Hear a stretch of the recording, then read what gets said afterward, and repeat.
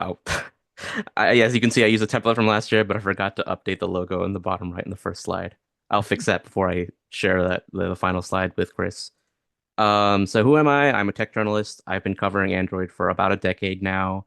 I currently work as editor at large at Android Authority. I also co-host a podcast called Android Faithful, and I'm on a whole bunch of different social media platforms. So those are my qualifications, I guess, to cover Android. If you know me, I post a lot about the inner workings of Android and future updates. So yeah, there's a lot to go over. So Android 16 is right around the corner. We just got the third beta last week, and according to the timeline, there's only one more beta left, which, if you know the timeline from previous years, is significantly accelerated. Like around this time last year when I did the presentation on Android 15, we'd only gotten our second developer preview. But this time we're now on our third beta, which is already the platform stability release. And here's some key information on Android 16. The code name is Baklava. The build ID will be starting with BP2A. The expected release date to AOSP will be June 3rd, 2025. The system SDK version will be 36, and so on. So why the accelerated release? Well, as I just mentioned, most Android major releases happen in one of 3 months, August, September, or October, i.e. in Q3 or Q4. Android 16 is happening in June, which is Q2, significantly earlier than usual. And there are two big reasons why Google is doing this. The first reason is that they want to enable earlier device launches with the latest version of Android. So before this accelerated cycle, new Android devices were unable to launch with the latest release before Q3. So for example, you had the Pixel 9, which launched in August of 2024 last year, but with Android 14 and not that year's Android 15 release, because Android 15 had yet to release at that point in time. So, they didn't have the release wasn't available for them to actually test on and to build and ship with. But now with this accelerated release in June, you'll potentially see new devices as early as this summer running Android 16 out of the box. The second reason is that Google wants to enable more frequent minor releases of Android. So, harkening back to when we had the point releases, we had the Android 8.1, 7.1, 4.2, 4.4, etc. When we had more of those point releases that actually brought new APIs, Google wants to do more of that. So, we have the major release in Q2, which will be Android 16, and then we'll have a second, more minor release in Q4 of this year, which doesn't have an official name, but could be like Android 16.1, Android 16L. We don't know. The major release will, of course, bring new APIs, new features, and behavior changes. But the second minor release will only bring new APIs and new features, but no app-facing behavior changes. And the reason Google wants to do that is because um, they don't want developers to be forced to target these minor SDK versions that they're releasing in Q4. Developers will only have to consider the changes that are coming in that year's major release for Google Play compatibility. And of course, QPRs, the quarterly releases, will still exist, but we'll potentially see more of these QPRs being graduated to point releases with new APIs. Now, Google didn't confirm if they're going to do this two-a-year release every year from now on. They only confirmed that to be the case for 2025, but I think it's likely we'll probably see two releases like this continue. And if you're wondering how to differentiate between the minor and the major release, there's a new SDK int value, which will be, sorry, the SDK minor int value will be set to 1 for the minor release. That'll differentiate it from the major release. So, what are some of the big changes that are coming in Android? Well, the first one is not really live in any shape and form in Android 16, but it's Google's long-term goal, like years-long work to transform Android into a desktop class operating system.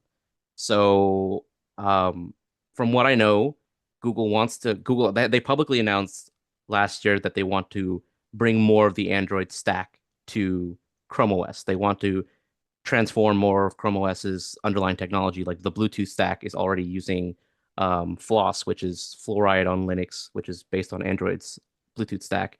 They're also using other parts of Android. But from what I tell, they basically plan to transition Chrome OS fully over to an Android-based operating system. And the reason they're doing this is so they can have a better competitor to the iPad and also consolidate developer resources around a single OS, not just Android and Chrome OS, two separate teams, but basically one team. Now, I don't know what's going to happen with Chrome OS. That's obviously out of scope for this group. But and because of this effort, Google has a lot of work to do if they want to make Android a desktop operating system. They have to do at least these six things. One is to support desktop Chrome with extensions. Two is to add support for native Linux apps because that's what Chrome OS allows right now. They have to significantly improve keyboard and mouse support on Android. They have to significantly improve window management, significantly improve external display support, and improve how Android apps behave on large screens. So starting with one, supporting desktop Chrome with extensions. This is something that Google is actively working on. They are testing new builds of Chrome for Android with extension support. They haven't released them anywhere, but these desktop Android builds of Chrome for Android, that's these desktop Android builds of Chrome are available in the Chromium source code, and you can actually download them yourself. But I don't think at the moment extension support actually works yet. The second thing they want to do is they want to add support for native Linux apps. If you follow the news, maybe you saw in Android 15 QPR2, they publicly released a terminal app. So this app basically it downloads and it runs Debian in a virtual machine using the Android virtualization framework, which is something that Google has been actively working to improve on throughout the year. They've added a lot of updates to it to make it handle this kind of use cases better. They're actively working on hardware accelerated graphics support. They're working on audio support.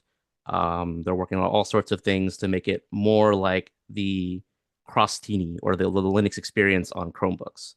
And as I mentioned before, the goal for that is to provide feature parity with Chrome OS and Android because Chrome OS allows you to run Linux applications through its Crostini feature, but no such capability existed prior to the inclusion of this terminal app in Android 15 QPR2. And in future releases, as I mentioned, we're going to be seeing more and more features being added to the virtualization framework. GPU support is the big one. As I just mentioned, audio support is also coming. So, yeah, if you were hoping, though, that this will allow you, that Google wants you to run full desktop environments, Google did mention that, that's not really the goal of this feature. It's more to just provide side-by-side support for Linux and Android apps with Android's new desktop mode, which I'll talk about in a bit. Let me just improved keyboard and mouse support. As I mentioned, Google is continuously working on improving keyboard and mouse support. We've seen features in Android 15 QPR1 where they added mouse pointer customization. They've added a lot of accessibility features related to mouse pointers. You can swap the left and right mouse button. You can customize touchpad gestures. And in Android 16, they added customizable keyboard shortcuts, more keyboard shortcuts. So a lot of things are happening to improve peripheral support in Android. Improved window management. We saw with the QPR1 Android 15 release that Google finally introduced a desktop windowing option that allows you to basically have this header bar on top of applications and you can run multiple applications in free form floating windows. That feature, they're trying to extend that to external displays so that you can plug your phone into an external monitor and you can have the same desktop windowing experience you have right now on tablets, but on a external monitor. And along with that, they're also introducing like new capabilities, like they just added in the third beta of Android 16 a minimize button that allows you to minimize the application window. They're also introducing, the status bar to external displays, the taskbar, lots of other features are being added. And improved external display support. They are implementing features like the ability to move your mouse between your phone and your external display, the ability to rearrange the location and space of your external display. For example, if your phone is to the left of your display, but you move it to the right, you can tell Android that you move the phone to the right. You can basically rearrange the topology, being able to hot plug between mirroring and extending the display, and all sorts of features like that. And finally, improving app resizability. This is a feature that Google launched in Android 16. Basically, before a lot of applications were able to restrict the orientation and the aspect ratio of themselves before. If you had basically a tall foldable, you see an application like here on the left, which is basically limited to the middle. It wasn't fully expanding. And if you turn your phone sideways, it wouldn't go into landscape mode. Google is overriding those applications' requests for orientation and aspect ratio, basically ensuring that more applications will actually be able to behave properly on a desktop or a larger screen. So yeah, that's the desktopification of Android. That's a long time. That's not You're not seeing and many of that stuff happening in Android 16, although a lot of the code will be there once the source code is released. But that's like a years long effort that we're seeing the fruits happen in Android 16. In other news, in terms of graphics, Google announced last week that they are making Vulkan the official graphics API of Android. So this timeline shows the Vulkan support on Android. Vulkan API support first shipped with Android 7, became the default for shipping games on Unity in 2019. And then around last year, Google started testing the use of Angle to basically translate um, OpenGL calls to Vulkan on devices that are shipping without OpenGL drivers. And here, Vulkan 1.4 ships on Android 15, and now in this release, they're making it the official graphics API. And next release, they're going to make more devices use Vulkan to process all graphics commands. So what exactly does that mean for it becoming the official graphics API? Well, if you didn't see Ian Elliott's talk at Vulcanized a couple of weeks ago, I recommend going over that. That talks more in depth about everything that's changing in terms of Vulkan and Android support. But this is basically a screenshot from the slide that summarizes what that means. So Vulkan is becoming the GPU HAL for Android. So all software that wants to communicate with the GPU will do so directly or indirectly through Vulkan, whether it's through the direct API access, through engines, game engines, middleware, through Skia, through web GPU support. So everything is being layered through Vulkan. And Angle, as I mentioned before, is basically the translation layer for GLES to Vulkan. Android 16 will require new devices. I believe new devices, as you're familiar with, is referring to devices that ship with a chipset that supports the new version of Android. So Android 16, those new devices will have to use Angle for some apps, i.e. on an allow list.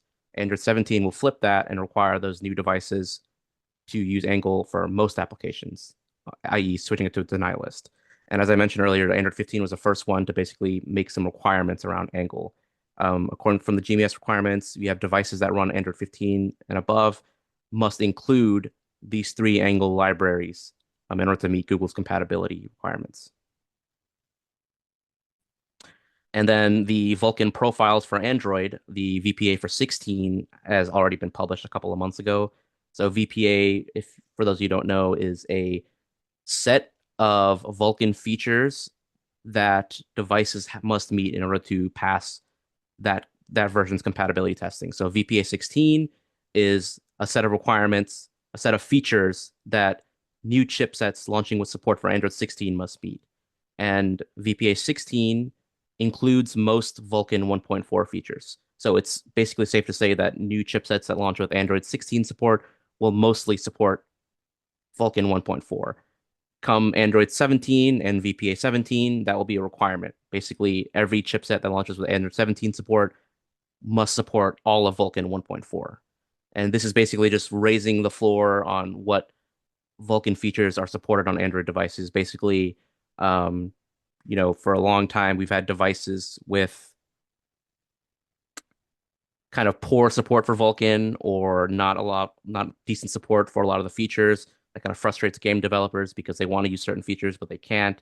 Then you have these thousands of Android devices that, are significantly older and they don't have robust Vulkan drivers. So basically, that just leads to games supporting the bare minimum or the lowest common denominator devices, and that just kind of makes the gaming um, ecosystem on Android poor overall. So you have other features in Android 16 include live updates. This is basically a feature that allows certain types of notifications, or these notifications called progress-centric notifications, to be promoted to status bar chips.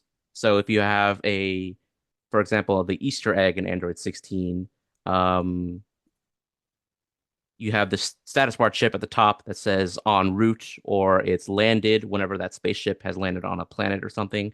And then also this live notification, this live update allows the notification to be pinned to the very top of the notifications panel above all of the notifications. So even high priority conversations are put below it. And then also these updates are promoted to fully expanded on the always on display. So as you can see here, other notifications are hidden or collapsed, whereas live updates are shown in full on the always on display. So that is a new feature that Google is introducing in Android 16. Another feature is Auracast support. So this is a feature of the Bluetooth LE audio standard that allows devices to broadcast audio to nearby Bluetooth LE audio devices. So you have a one-to-many blind broadcast, kind of like a mini radio tower from your phone. And this allows you to basically share audio from one device to many devices. Or if you're at a location that is broadcasting audio, like at an airport terminal, and they have an Auracast station, you can connect to that and it can tell you gate updates or things like that. So that's kind of the idea. There's not many Bluetooth devices support this yet, but Google has baked in an audio sharing or an Auracast front end to Android 16 that allows you to access this feature on compatible devices. For applications, you have predictive back changes and edge-to-edge mode updates. So for applications that target Android 16 and which are running on Android 16 devices, முதல்ல நீ predictive back, உட்காரு excuse me? சாப்பிடு. Oh, okay. So for apps targeting Android 16 and running on Android 16 and above, you have predictive back system animations are enabled by ப்ரௌனாவது default, கொடுத்துருக்கலாம்ல கொஞ்சோண்டு அவளுக்கு ப்ரௌனும் தேங்காயும். which also now And works with the concept. Okay. three button navigation experience. And then also applications can no எனக்கு longer opt வேணாம்ப்பா out of going போதும். edge to edge mode. இது 2 3 உருண்டை சாப்பிட்டுக்கவே வயிறு ஃபுல்லா இருக்குது. I think we have someone whose audio is unmuted right now. Okay, that's fixed. Okay. So these are just more application facing changes. We're changing the behavior applications. The second one is applications can no longer opt out of going edge to edge. And that basically allows the UI to be drawn underneath the navigation bar on many applications. This example here is from the Google Chrome team showing what will happen once they roll this out on their devices or on their end. In terms of security features, the advanced protection program is basically becoming a platform feature for Android. Google's added a new API that allows applications to query if a user is enrolled in advanced protection. There's currently no user-facing way to actually tell Android that you're enrolled in advanced protection, although there is a command line interface that you can access to tell it that you want to enroll in it. But once the purpose of this API is to basically allow applications to choose when to enable extra security features. So if you enroll in advanced protection, an application, say Signal, could detect that you are interested in extra security features, and then it could enable features like app lock, so to require you to always enter your PIN or disable screenshots in the application. So things like that can happen. And also at the system level, when you enable advanced protection, the system disables side loading, disables 2G access, and enables memory tagging extension for applications that opt into that. You also have new phone call restrictions. These are basically just to protect regular end users from being tricked into enable sensitive permissions when they're on a phone call. So when you're in a phone call, users cannot grant the sideloading permission for applications, and they also cannot enable accessibility access for applications they previously hadn't enabled it for during a phone call. This is just to protect your grandma or the regular user from being tricked by a scammer to enable and install things they shouldn't while they're on a phone call. And of course, Google's working on new AI features, as we all expect. None of these are live in Android 16, but the baseline, the framework for all these features are being there. We have features to allow the the Android System Intelligence or the System Intelligence service to categorize and summarize notifications. You also have a new API called the App Functions API that allows the default assistant, i.e., the Google app on most GMS devices, to basically take actions within applications, provided that the application provides, um, uses the API to tell the agent what it can do. We'll probably have to wait and see for Google to actually announce them to see what these will look like. UI changes, there's nothing big. Android 16 looks just like Android 15 and Android 14 before it, but Google is working on big UI changes. You can kind of see them in these articles that I've talked about here. What else to expect? Some other features that are enabled in Android 16, there's a notification cooldown feature that basically lowers the volume whenever you get a flood of notifications. Google is allowing applications to embed the new photo picker and also adding a search bar to the photo picker. They've implemented true HDR screenshot support. They've added the ability to record the screen record external monitors. They've added a new gesture to double tap to launch the wallet instead of the camera application on Pixel devices. They've added a new regional preference option to allow you to set your region separate from your language. They've updated the Health Connect API to add support for specifying medical records. They've implemented support for hiding sensitive notifications from the lock screen, i.e., notifications that have OTP codes. They've basically changed the extra dim feature to integrate into the brightness bar.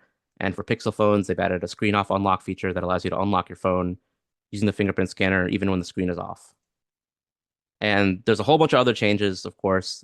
You can see Android 16 features and changes list on Google's website. You can see my collection of Android 16 articles. And of course, there's lots more to come because even though Google is about to release a stable update of Android 16, there's still the quarterly releases coming later this year, which will surely have lots of changes. And last but not least, why is it called Android Baklava? Android 13 was tiramisu, Android 14 was upside down cake, Android 15 was vanilla ice cream, and now Android 16 is baklava. So the reason, at least as far as I know, is that Google hit basically the reset button on its build ID naming scheme with the Trunk Stable project, which I talked about last year. The first Trunk Stable release, which was Android 14 PPR2, had the build ID beginning in A, so AP1A. So following that, the next year they started with B. The next year will be C, and then we're just starting over from the beginning of the alphabet again. So I guess any questions, feel free to put them in the chat, and I guess we'll go to the Q&A section now. And if you want to follow me, I have all these different social media channels and platforms you can follow me. Okay. Thank you very much, Mishaal. That was, as always, a very concise and very comprehensive overview of what to expect in this in this continuing show we know as Android. Okay, so yeah, we're into the Q&A period now. Does anybody have anything to ask Mishaal, first of all?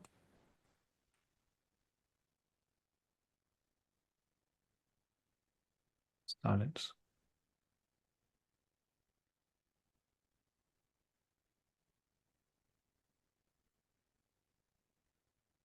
Okay.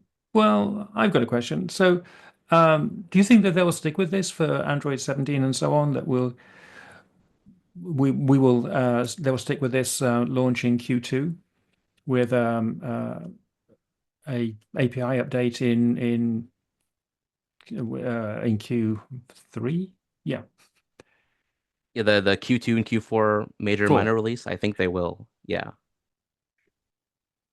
It kind of I think fits they, better they're with leaving the the. door open for changes to be made, but I think that's the schedule they'll probably stick with.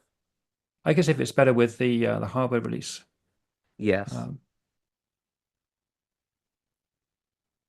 I would be interested to know how this is going to affect the automotive releases, but they are on a slightly different cadence and somewhat behind the smartphone releases.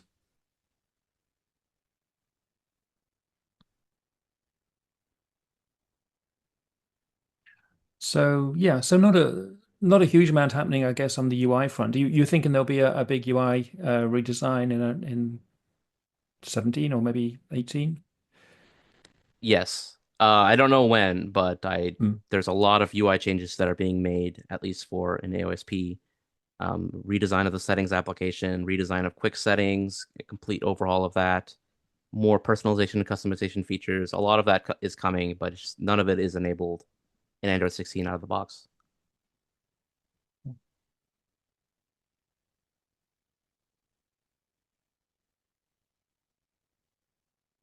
Okay. I Anyone else out think there? I think Merodon has a question. He's raising his hand. Yeah, if I can. Hi. Do you have any idea of the impact of these new release schedules change is going to have on hardware support for new Android releases? I'm thinking about, for instance, Qualcomm has been trying to catch up with the changes on the Android release space, and there are many of their chipsets still don't have support for Android 15 right now, but they were catching up, and it feels like now that they were there was some stability in the plans.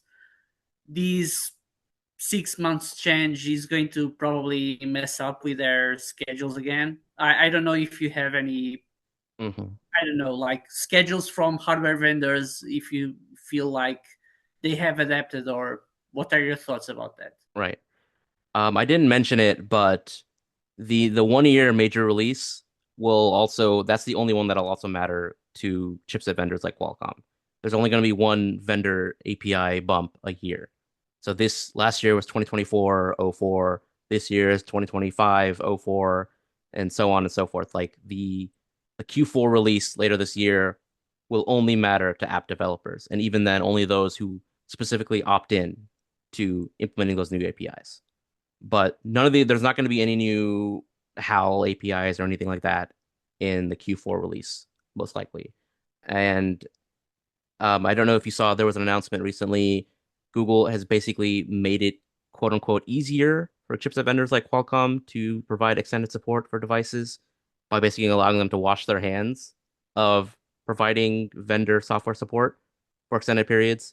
So Qualcomm can now provide support for 8 years on certain new chipsets, by freezing the vendor at the release of a certain Android version.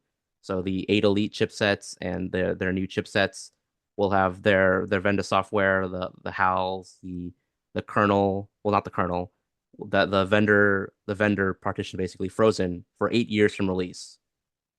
Um, and then the OEM will be responsible for doing about once every 3 to 4 years a kernel update.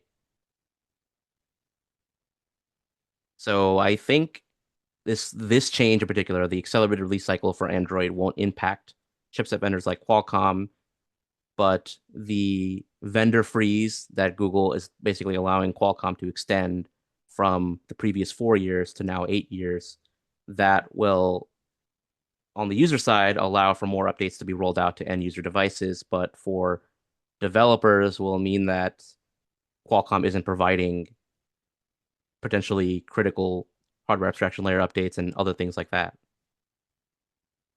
But presumably they're still doing bug fix and security updates, Yeah. but no, yeah. Does kind of mean then that on my shiny new phone that I buy in like 7 years' time, it could be running a 7-year-old vendor partition. Yep. Interesting.